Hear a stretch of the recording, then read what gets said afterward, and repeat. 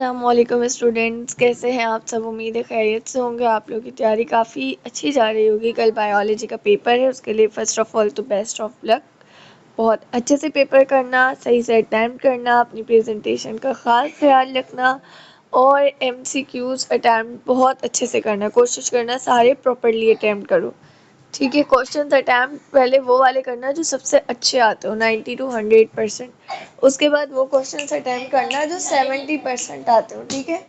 और क्या कहते हैं, फिर इन द लास्ट जो है ना, आप बाकी क्वेश्चंस को देखिएगा। अब हमारे पास जो है, मैं आज जो आप लोग के लिए टारगेट पेपर लेकर आई हूँ, ये है क्लास 10 का, ठीक है। और ये आप लोगों को इस टाइम देने का असल में थोड़ा सा मसले वगैरह हुए तो उसकी वजह से लेट हो गए। अगर आप लोगों की प्रिपरेशन नहीं है और आप लोग चाह रहे हैं कि आपको कल का पेपर अच्छा निकल जाए, ऐसे लाइक आपको 90% आता हो, तो आपने क्या करना है, आपने इस पेपर को फॉलो कर लेना है, अच्छे से इसको रिवाइज कर लें। और अगर आपने तैयारी कर भी ली है, फिर भी मैं आपको बोलूँगी अगेन कि इस पेपर को रिवाइज कर लें। इसमें हमारे पास क्या आएगा, सिर्फ 3 कैरेक्टरिस्टिक्स किंगडम फंजाई के अच्छे से कर लें। क्या? दे आर हीट्रोट्रॉफिक होते हैं ना ये लोग, ठीक है। Non chlorophyllous but some are like, और क्या कहते हैं, ये हमारे पास मल्टी सेलुलर होते हैं।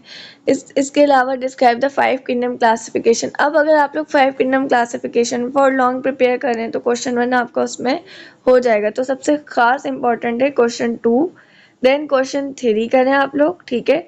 फिर क्वेश्चन 4 करें बायोडाइवर्सिटी एंड इट्स इम्पॉर्टेंस। अच्छा, क्वेश्चन 5 जो उसको छोड़ दें, क्योंकि आप क्वेश्चन 2 कर रहे हैं ना, तो क्वेश्चन 1 एंड 5 उसी में हो जाएगा। फिर आपके पास describe any 3 principles of classifications, ठीक है, ये कर लेना। उसके बाद write any 3 causes of deforestation, जाहिर सी बात है इंडस्ट्री का बिल्डअप और ये तमाम चीज़ें, ठीक है।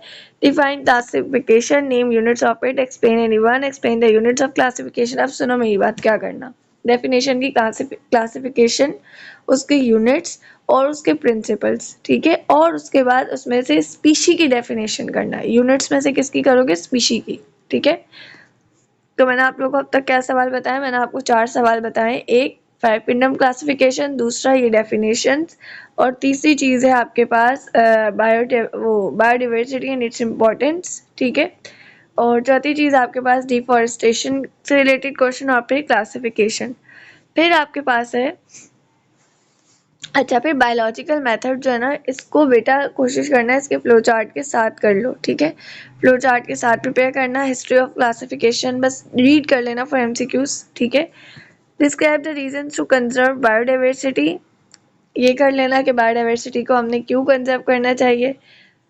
अच्छा जी, उसके बाद आपके पास है write three differences between light and electron microscope, animal cell की लेबल डायग्राम, इसके अलावा क्रोमोसोम विद देयर डायग्राम, ठीक है। फंडामेंटल पोस्टुलेट, ये जो तमाम दिए हुए स्ट्रक्चर्स, इनके फंक्शंस। फिर टिश्यूज़ हैं, टिश्यूज़ के अंदर प्लांट टिश्यूज़ अच्छे से करो, मसल टिश्यूज़ करो, ठीक है। और देन आपके पास ऑटोट्रॉफिक हीटरोट्रॉफिक न्यूट्रिशन है, उसको डिफाइन करना है। ह्यूमन एलिमेंट्री कैनाल और internal structure of human heart, इसकी भी अच्छे से डायग्राम की प्रिपरेशन करो, ठीक है। डायग्राम अच्छी सी शेडेड सी बनाना। उसके बाद आपके पास है major components of human food, ठीक है। And then transpiration to blood disease, ये अच्छे से करना, ल्यूकीमिया वगैरह, ठीक है। और है आपके पास, ये तो मैंने आपको बता दिया, internal structure of human heart. उसके बाद है explain main components of blood with diagram. Blood के मेन कंपोनेंट्स क्या है? 3 होते हैं भाई, प्लाज्मा और कार्पसल्स, और आपके पास क्या कहते हैं वो, प्लाज्मा, कॉर्पसल्स, और एक और है, अपनी बुक जरा खोल के देखिएगा, मेरी ज़बान पर नाम नहीं आ रहा है। अच्छा जी, उसके बाद क्या है? फॉर्मेशन ऑफ क्रोमोसोम, और देन इंटरफेज एंड सबफेज, फिर माइक्रोस्कोप, देन माइटोसिस, फिर मियोसिस को क्यों रिडक्शन डिवीजन कहते हैं? क्योंकि इसके अंदर हमारे पास जो नंबर ऑफ क्रोमोसोम है वो डॉटर सेल्स में हाफ होते हैं। फिर आपने माइटोसिस करना है, उसके 4 स्टेजेस, और देन फंक्शनल यूनिट सेल को क्यों कहा जाता है, इस बात को डिफाइन करें। एम ऑफ क्लासिफिकेशन हिस्ट्री वाला हो चुका है।